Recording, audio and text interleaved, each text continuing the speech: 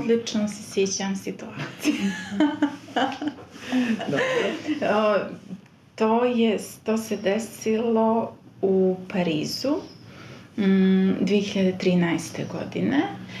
Ja sam tada radila u Parizu kao školovani makroekonomista. Radila sam u međunarodnoj financijskoj organizaciji. Bila sam prvi predstavnik Crne Gore koji je tu radio ne niti kao predstavnik bilo koje administracije ili diplomatije, nego sticajem okolnosti je to bilo moje državljanstvo kao prva Crnogorka koja radi u toj organizaciji. Sve je bilo organizovano za makroekonomske izvještaje, analize i tako dalje. Međutim, to je bilo u Parizu, a Pariz je centar i kulture i umjetnosti cijeloga svijeta i meni je Pariz bio izazov da ga upoznam kao grad, da upoznam bare fragmente tog grada. I ja sam svaki dan nakon posla sam išla u jedan te isti bistro koji je tu bio u mom komšiluku. Tu bih sjela, poručala bih espresso i onda bih zapisivala te neke razgovore koje sam imala sa Parižanima, sa kolegama, sa prijateljima i što me ti razgovori uče o samom gradu. Nisam bila svjesna da to traje nedjeljama i jedne noći je sjeo na istoj toj terasi u bistrovu pored mene jedan stariji čovjek, sjedi čovjek koji je bacio pogled što ja radim i onda je ušao u bistro i pitao je konobare ko je ova djevojka, je li iz kvarta? I konobari su rekli jeste, ona je iz kvarta. I on je pitao ko je ona? I oni su mu rekli ona je pisac. I on je došao, sjeo je pored mene i ja sam to čula i pitao me dobro večer. Ja sam pitao ko ste vi, rekli su mi da ste vi pisac. Ja sam rekla jesam. I konobari, znači koji su vidjeli da ja nedjeljama na isto mjesto radim isto, pa što sam ja nego pisac i to je njima potpuno normalno, a i u Parizu potpuno normalna ta scena da neko sjedi u bilo kojem bistrovu i da piše, to nije ništa posebno. Tako da on kada mi je rekao vi ste pisac, ja sam potpuno prirodno rekla jesam i nastavili smo da pričamo o stvaralaštvu, o pisanju. I ja sam zapisala i taj naš dijalog koji je tu nastao. Kad sam se vraćala kući, znala sam da taj razgovor i taj trenutak je bio trenutak kad sam zaista se osjećala kao ja. To je bio potpuno za mene prirodan proces. Ako hoću da naučim o nečemu, ako hoću da istražim nešto, treba da istražujem i da zapisujem. To je potpuno taj prirodan proces. Vjerovatno zato što i tokom tih magistarskih studija koje sam ja u Nici završila, mi imamo jednu veliku literaturu koja je tipa, 300-400 strana, da bi je istražili. Ja izvlačim, zapisujem samo esenciju, samo najvažnije, kao teze. I to je ta sposobnost da tu neku veliku materiju stvari pretvorimo u par teza, u par ključnih tačaka. I to je potpuno prirodan proces za mene bio. Tako da je i istraživanje Pariza za mene bio razgovor, učenje, čitanje i onda iz toga ja izvučem kao tezu, a to je isječak iz nekog razgovora. Bliski ljudi u tom trenutku nisu htjeli da mi dozvole da izađem iz mog standardnog puta. I da ne, to ti ne treba, što će ti to, pa postaćeš pisac, pa kako ćeš da živiš u životu kao pisac, to je već osuđeno na propast. Ja sam uporna bila da želim da se dizajnira ta knjiga. Ne treba da se dizajnira. Neka to bude kao neka izložba, nekih ilustracija, pa u nekom ćošku da bude taj dijalog. Rekao, ne, to nije ćošak, ilustracije, to je knjiga. pogotovo nakon povratka iz Francuske u Crnu Goru, kao i svi, gledamo svoju kulturu i svoju državu drugačijim očima. Vidimo više nego što smo prije toga vidjeli i onda sam zapisivala te isječke iz razgovora koji u jednom spontanom, svakodnevnom razgovoru, kako kod nas ima toliko duha, iskrenosti, humora, desi se ta replika koja je poezija sama za sebe. I ja bih je uvijek zapamtila i onda zapišem na papir. U Parizu sam zapisivala godinu dana, a u Crnoj Gori sam zapisivala 6 godina.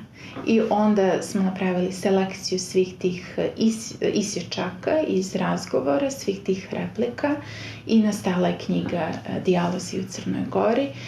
Proces selekcije samo dijaloga traži tako taj mir i stanje duha i dobronamjernost, da se izvuku najbolji i najtopliji, najoštriji dijalozi da budu dio te knjige. Nekako puno pisaca je pričalo o tome kada prave selekciju svojih priča ili pjesama ili koliko je to nekako surov proces. Što će da se izbriše, što će da se baci, što će da nestane. Nije to baš lako piscu da osudi taj neki fragment na zaborav. Tako da taj proces selekcije je isto važan dio tog stvaralačkog procesa.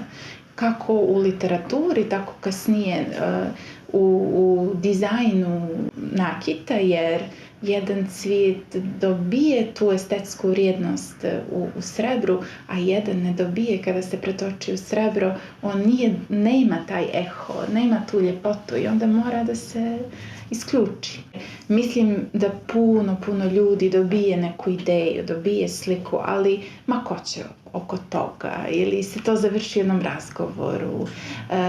Međutim, ja sam opet osjećala povjerenje, osjećala sam zahvalnost da mi se javila takva ideja, da mi se javila ta slika. I to nisam uopšte uzimala zdravo za gotovo, nego sam nastavila da fotografišem još jedan cvijet, pa da izaberem od svih tih cvjetova taj oblik koji kad se pretoči u nakit može da izgleda lijepo. Tako da žukva, na primjer, kao prvi cvijet, žukva raste uvijek u žbunu i svi je primjećujemo. Ako se vozimo u vrijeme maja, juna od Cetinja do Budve, Podgorice do Budve, vidimo i u žbunovima pored puta. Međutim, kada pješke prolazimo, kada planinarimo, pješačimo, primaknemo se tom žbunu.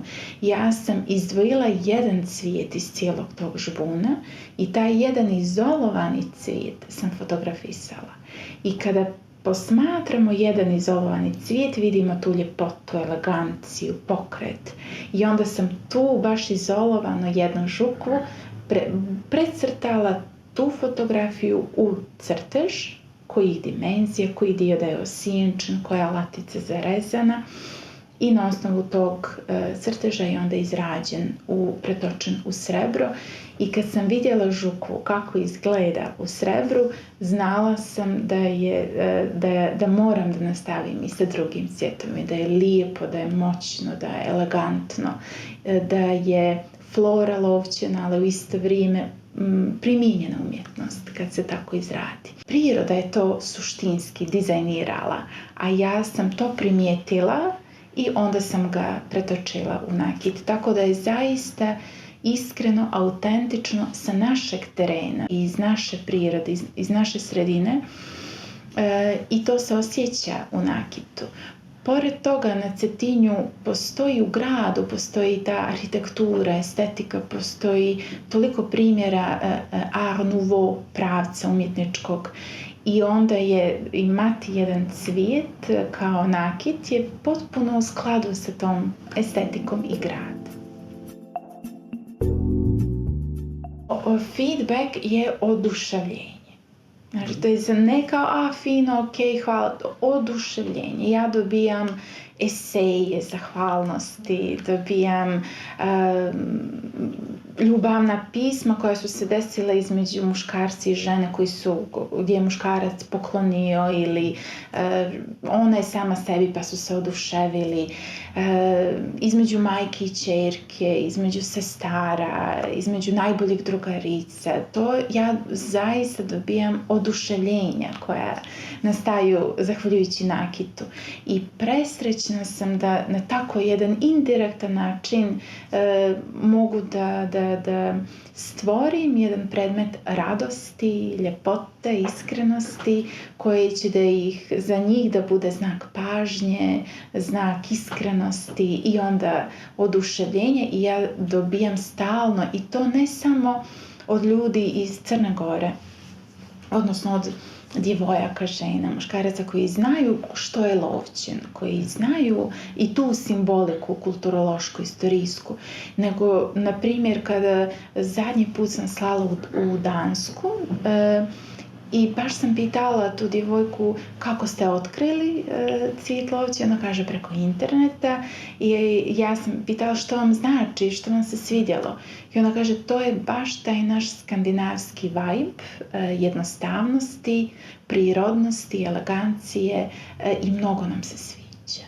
I meni je bilo strašno važno da pokažem da taj cvijet raste u Crnoj Gori, da djevojke i žene koje nose taj cvijet su cvijet Crne Gore, da postoji ta vedrina i snaga i put između krša ka suncu, kako tog cvijeta, tako i djevojke i žene. Malo prije smo pričali o tim preprekama, samo par prepreka, a sigurna sam da svaka djevojka i žena nailazi na puno prepreka u bilo kojem svom stvaralačkom putu ili drugom putu, tako da je to podsjetnik na tu ljepotu, snagu ići ka suncu, bez obzira na skamenjeno okruženje. Meni je bilo važno da predstavim Crnu Goru tako i da dam snagu djevojkama i ženama kada nose taj cvijet, bilo kao narukvicu, ogrlicu, da ih podsjeti da su cvijet Lovćena, da su cvijet Crne Gore, da imaju tu snagu već u sebi. I svjesna sam te komunikacije, te vrste komunikacije koja je meni bila jako važna da postoji, ali ljudi su tako lako to prepoznali. Meni je to negdje fascinantno bilo, da su taj univerzalni jezik cvijeta prepoznali, da su simboliku cvijeta Lovćena tako lako prepoznali i da se puno i ponosa, a i lijepog osjećaja nose. Nekako nakit koji je cvijet Lovćena, on se nosi ne da bi se neko drugi tu sad impresionirao, nego se nosi zbog sebe.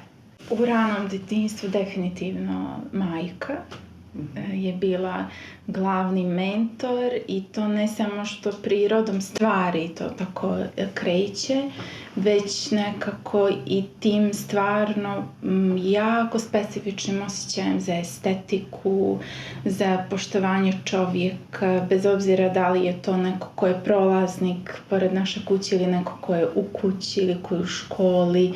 I ja sam stvarno upijala njeno ponašanje, njen estetski izraz, njen govor i to je bio i tada i do dana današnjeg moj najvažniji mentor.